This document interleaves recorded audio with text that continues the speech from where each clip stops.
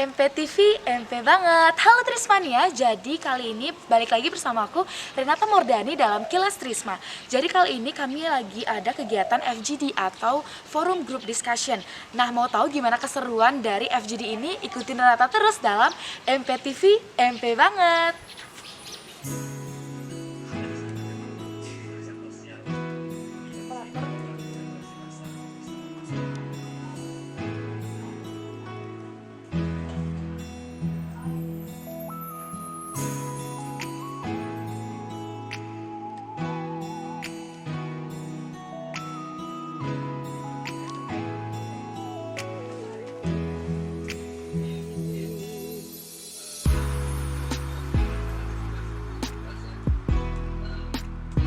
Teman-teman saya yang dengar juga pendidikan itu kurang aware sama hal di sekitarnya dia sendiri, maksudnya lebih kayak memikirkan hal yang lebih luas ke depan.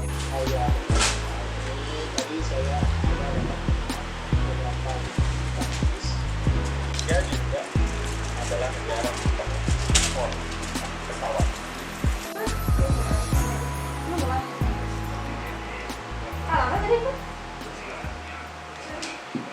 Halo Kak Joti, mungkin bisa perkenalan diri dulu. Mungkin Trismania masih ada yang belum tahu tentang nama Kak Joti gitu. Oke, halo Trismania, perkenalkan nama aku Giotira. Jadi di MP aku sebenarnya sebagai wakil pemimpin umum dan juga ketua bidang technopreneur. Sedangkan di Previs 13 ini aku sebagai steering committee dan juga bagian pengarah dari kegiatan pelatihan desa dan juga kegiatan fokus group discussion peta jalan desa remaja Bali 2030. Mungkin bisa dijelasin gitu nggak Kak Joti kayak apa sih itu FGD dan acara itu kayak untuk apa dan kenapa tiba-tiba kepikiran untuk buat acara ini gitu.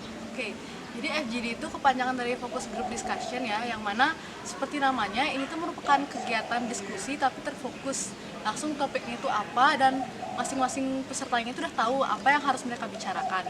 Dan seperti nama FGD-nya ini, Peta Jalan Desa Remaja Bali 2030, FGD ini fokusnya yakni ingin mengarahkan riset remaja Bali sampai tahun 2030 itu gimana. Karena latar belakang dari kegiatan FGD ini yang mana kita tuh melihat riset-riset remaja Bali saat ini tuh cenderung stagnan dan juga sekedar hanya untuk lomba selesai itu doang. Padahal kalau riset-riset itu dilanjutkan sampai beberapa tahun ke depan, itu tuh bisa menjadi hal yang bagus dan bisa langsung diterapkan, bahkan bisa dikomersialisasikan. Jadi bisa mendapatkan penghasilan juga dari hal itu. Jadi sayang banget kalau hal itu dilewatkan.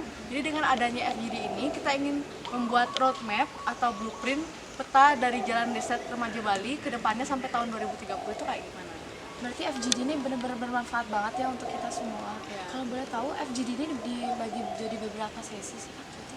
Oke, jadi FGD ini ada dua sesi. Sesi yang pertama itu sesi saintek atau sains, dan yang kedua itu sesi yang sosial, dan masing-masing sesi itu berlangsung kurang lebih 2,5 jam.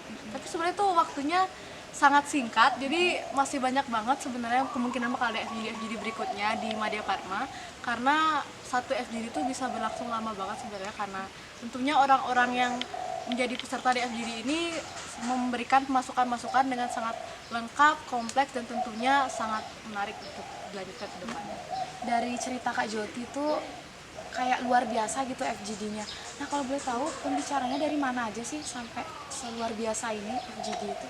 Oke, jadi pembicara dari FGD ini tentunya orang-orang yang sudah berpengalaman di bidang riset ya, mulai dari ada doktor, profesor seperti itu juga yang pernah menjadi juri-juri lomba penelitian, lalu anggota Madya Padma sendiri, lalu juga ada dari alumni Madya Padma yang sudah tersebar di negara-negara, daerah-daerah lain, baik karena risetnya ataupun bekerja juga di sana.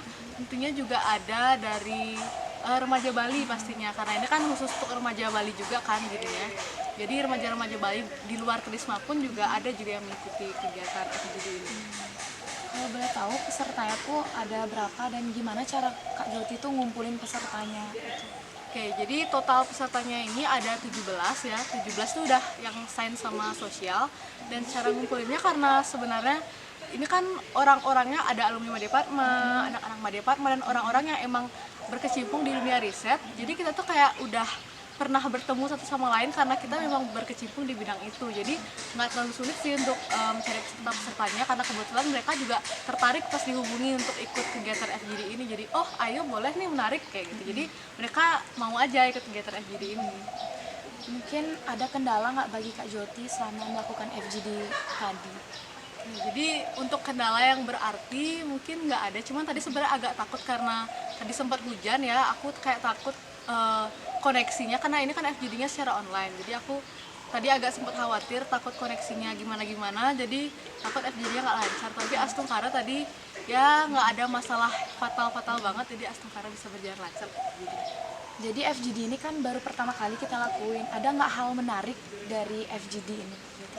Oke, hal menariknya, jadi aku kan sebagai moderator ya, waktu aku menyusun CV-CV dari peserta-pesertanya, aku tuh ngerasa kagum banget karena peserta-peserta FGD ini merupakan orang-orang yang luar biasa di berbagai bidang.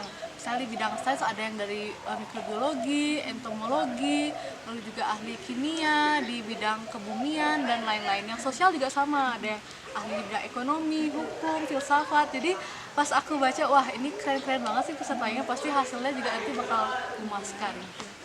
Nah, dari hasil-hasil FGD tadi itu kayak nanti ini tuh bakal berupa apa gitu, bagaimana konsepnya nanti gitu gimana? Ya, jadi dari hasil FGD ini akan dibuat sebuah roadmap atau peta jalan berupa blueprint nanti arah riset remaja Bali itu kemana. Misalnya di tahun segini riset remaja Bali itu sudah sampai bagian apa, lalu berikutnya sudah sampai tahap apa, begitu juga sampai tahun 2030. Selain nanti bakal ada dokumen blueprint itu sendiri, rencananya kita mau buat buku juga yang lahir dari FGD ini. Semoga saja itu bisa terrealisasikan ya. Itu baru rencana. Teman-teman. Nah, kalau boleh tahu harapan dari blueprint yang dihasilkan dari FGD ini tuh apa sih Kak Joti?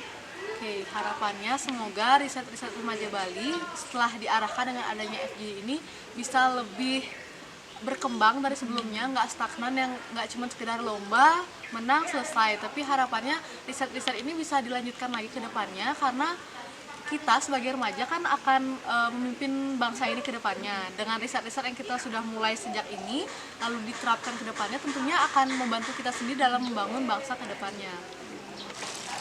Nah, itu dia keseruan dari kegiatan FGD yang dilaksanakan di SMA Negeri Denpasar pertanggal 16 Desember 2022.